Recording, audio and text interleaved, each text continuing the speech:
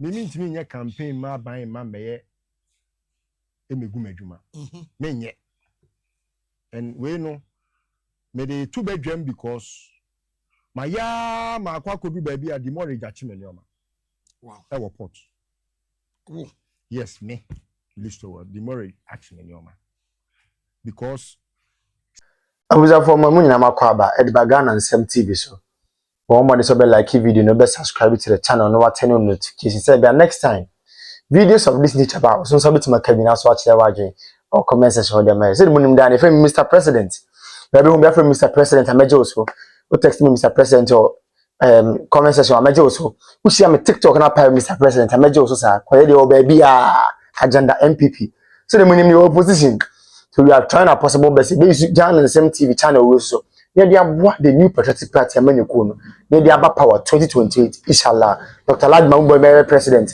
now also the power by Mbia so selkebi na my kan ayi you John the money Mahama the book at neze ebu die ya me ni amene ya fa the Messiah Dr. Ladma Mboy amade na sase bebe fie na once again me catch Ghana mabunu nyina se amanyosem ne yeye no da chinti ne yeye amanyosem nye mprint ne amanyosem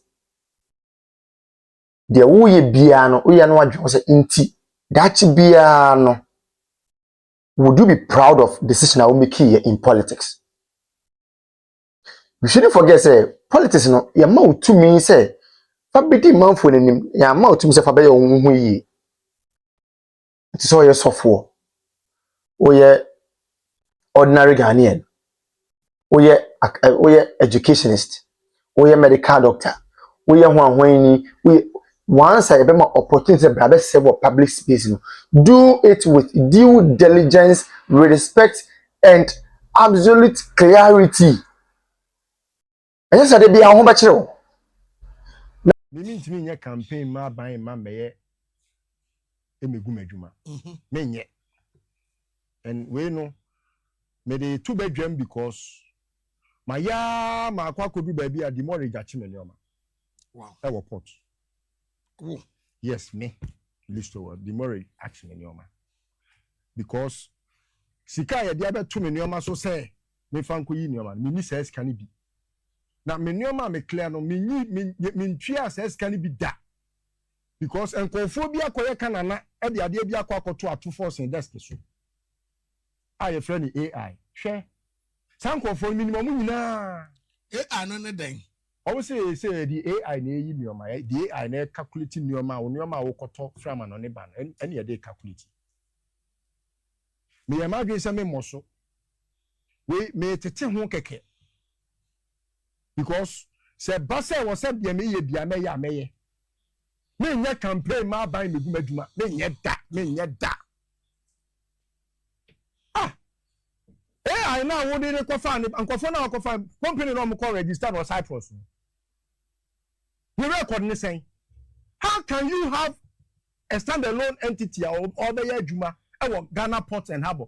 And then only AI, Fatu AI, so say AI, where does Ohineba Buama stay? Fatu Susi and every say AI be my answer. What to be my answer? Because your baby Gigo. Garbage in, garbage out. The idea man no. AI can only function when there is a data, accurate data. No questions and contract. Just in a day, Muslim escape over whatever. So you are empowering the importer to enrich the government. What to be that? No college AI. Manya campaign ama AI. Ada na mama nipa etete sa. Ada na mutiti nipa sa. Say no kakra woni pa ho so a mo amudidi amu mo bia kakra so woni pa ho so no so de na adwuma so wo pese mo sa hye no. What kind of life is this?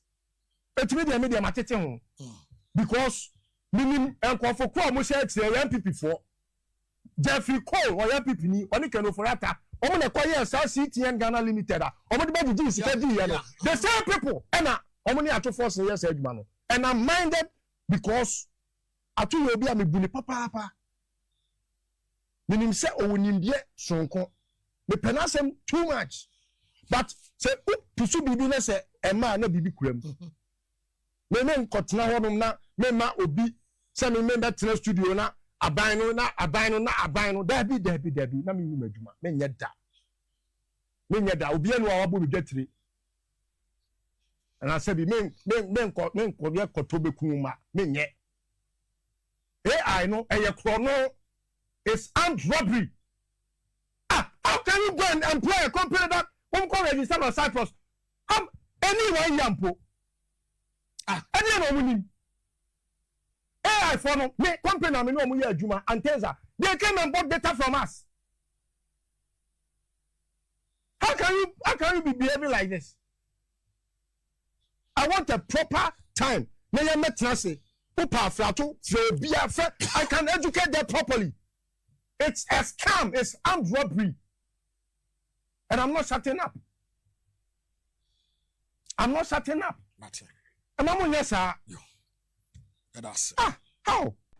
Na baumia dia obesamba beslamo abek entobaya de papa mumu dino no makacha mesamo ton keten oya mizu oya meza eyezuzaza we ne maka omasa sa na ewurei ene usu se me nka bi ma wo sesen usu nye mmobo me pebe mo ne wo be ye se na chi so yan pipi ni nko ade ame memo na ja no omo ano omo ya miensa nya bi postings no bi because everyone me who be enroll nurses or say enroll nurses ye nka ho ana obe ho midwives midwives ye nka ho general nurses so ye nka ho because and he de na buy and then no em say public health for nko a nto nya public health nurse unhu bi posting no bi on be no bi atena so fiti lady ba kwa me ne kasa watena so fiti ana journal refreshes a almost be bia ade ne portal ne be 10 am wa create account dada ubi mo yesa create another account ibu kwa log in once yes what you've attempted many times now I lock you out obe say remu no yes no slot ye nim dada so mo de am nkrofo enti no o ye 2020 referral about 2021 na woni mo bia woni capra de betua demonstration we esa odo ho jim enti flyer ni ne omuso omo ye grounds work police no map date I'm told say hopefully Friday ye di enim ya enti no ho video ya share ma 2020 referral batch and the 2021 referral batch main batch ni say postings na ekoso no ya di kan yes scam onobo account on ne om de ama or de ama nko for that and oba be dada Ghana for be kobie because again how come say ube bie ade na 10 am put me remu 10 to na 10 3 yes no slot go for afade da enti no always a cockroach the John kind of posting into who a share mo bia hu bi me say mo mpani for no the date ne beba but we are just a flyer almost say mamu hu say BBC ba so hopefully no date ne beba bia watchna but I'm told say by Friday so munya police clearance ne ade say betumi aya enti no be on Ghana mekano ehia wa abraho bi social na papa nurse can be ye can one ba ho because benefit no pen no motiase picketing ne demonstration ne no language o motiase ano no enti fa ho jim bi because at the end of the day no me posting e ebo am emfa me ho ha woni we hia na so ba ho tie de be ka ho asem but it's up to you to show up what's in common as it's mon share because posting no a scam. Dear Wuyi, do you want to be treated as an NDC member, that's a politician, or you want to be treated as a pastor? Dear Wuyi, obi ko kasa si a ebe kase waka say tie na me nipa ya de ngo asra no ye de ntwibini na asra ya on utiri kwa se kura pastor oduro kwasi ampanyini wo NDC for mu one opposition na ukanya nsasam bon enti aba ni sia NDC mu ai ba ya wada na boa wunim no kure na ukan kwasi asam Ghana ni no watua ni sika otua yi labia no pa bia autopetro no pa ewia autopetro anyumra autopetro. What do you say? Obviously, Kevin Taylor said he would deport you before wake up. Nina and Kwasi na make us every 1 minute to be a school bus in a mission brony. The system is working 24/7. Kevin Taylor also me Ojimia me ni abrewa tweda nso Ojimia me kwa kofa na yire brony abrewa na kodino. I'm telling you the fact. Oslo me on to me come as a minute as I come a mobile on the second kunda dada. And once I'm a summer would for my mom is canoma to make about cook, meaning baby or Virginia, which I say, I've been Washington DC, Washington State. No mama call the second kun simple no be jubilate. You are more and this phone because your phone is no mushroom. Obey disease. Also, meaning to me, which I may mobile cook. Well, what is the basis? Mujina so and they increasing light bill and water bill because ECG nene Ghana Water Company Limited at the dollar any inflation rate any policy rate interest rate na mudi jina so any one san money in our form it is just so for beside this question well musame out of ignorance. Yes, that's why I want to say legitimate question. He did not ask out of ignorance. Me patcho man kasa he ask out of me say he needs to be educated. Me say I didn't use the word say ignorance me say man kasa me tell on my dia me can say me say my men na some na papa na some na can. That's what most people have been saying and it's up to the government to explain things to them. Your word was ignorance. They are speaking out of ignorance. That was your word. On my ignorance, I mean, okay, so me can say, as someone I walk on, and just say, and your mabo and cosru. But the walk on wanted or my pony can say. Was it a body? Was it a penny? Was it pure water? A costro. And I mean, because inflation is above for ma. And can the rate at what things will increase, you know. The empanifono minimum woman, a pencil, commission. I can say, and say, and can back cost like a Sankabia. It has also done a trainer, Abianca, inflation, and Caribbean yet 3 cities in a Quebec. Son or more can say the rate at which things will be increasing, a better form. What I say? Inflation. Oh my, Mrs. Sana or more. Yahweh, dear me, or my car, me, and I told my maker here.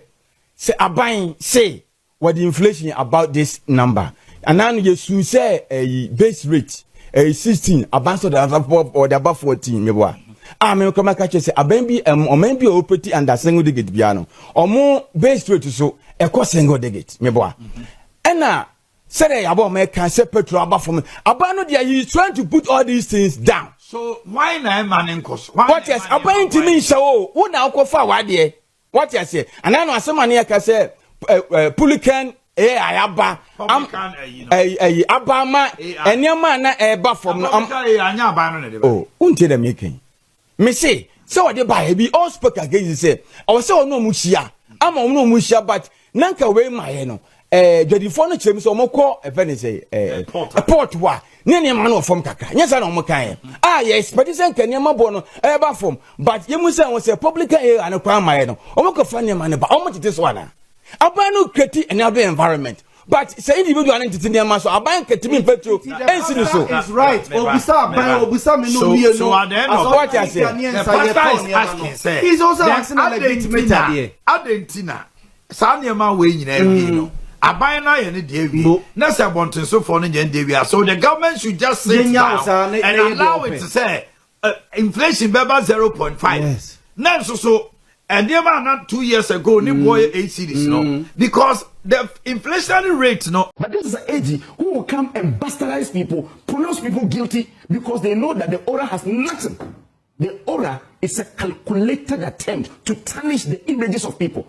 They are in their second year and they have not been able to prove a single case. You see, I have always maintained this and I've said it even to a fault, that if not for the NDC, nobody would have ever said a politician is corrupt in this country. Because before someone is accused of corruption, nobody is guilty until proven guilty by a competent court, right? Now, almost all the politicians who had been found guilty in this country are all NDC. All. From NDC 1, about 6 people went to jail. NDC 2, same. Even when Mahama came his first time, we had 6 people convicted. But none from the MPP. None. They will always use corruption as a bait and tell the people of this country that these people are corrupt. And they will use that to win elections. They did the same in 2008 with Regr3t as propaganda secretary. Mentioned people. They mentioned a lot of people. They came, started 13 prosecutions and lost all. You remember Kwesi former foreign affairs minister. You remember Asabi and his wife?